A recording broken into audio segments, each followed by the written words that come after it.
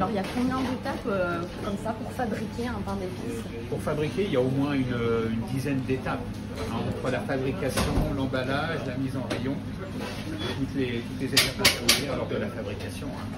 On part de la pâte mère d'abord, après la fabrication, on étale, on emporte pièces, on met de l'œuf, on cuit, on met sur grille, on met au frigo, on revient en boutique, on fait l'emballage. Au niveau de la composition, on est sur donc des épices évidemment, Oui. cette pâte mère. Les épices, qu'est-ce qu'on va y trouver?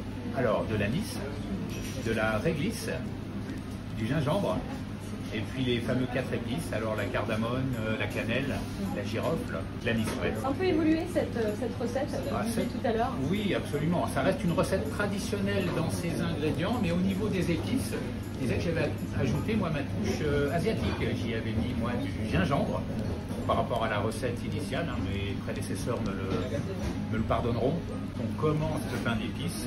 Déjà au niveau des odeurs, on sent que c'est des odeurs un peu d'hiver, comme ça, les odeurs d'agrumes, d'épices.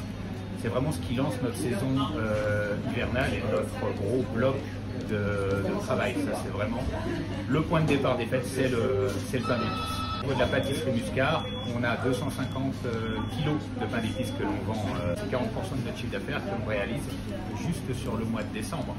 C'est vraiment une période qui est cruciale pour notre entreprise. Il faut absolument qu'on réussisse cette période pour bien dormir le reste de l'année en fait. Pâte mère pour le pain d'épices, c'est quelque chose qu'on fait en amont de la fabrication du pain d'épices.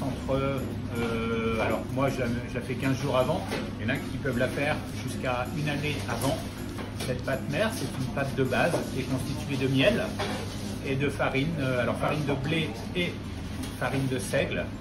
Et cette pâte que l'on réalise d'avance pour que les arômes se développent, les arômes de miel et de seigle mélangés, le blé ajouté à tout ça, ces arômes se développent lors d'une espèce d'affinage de la pâte mère.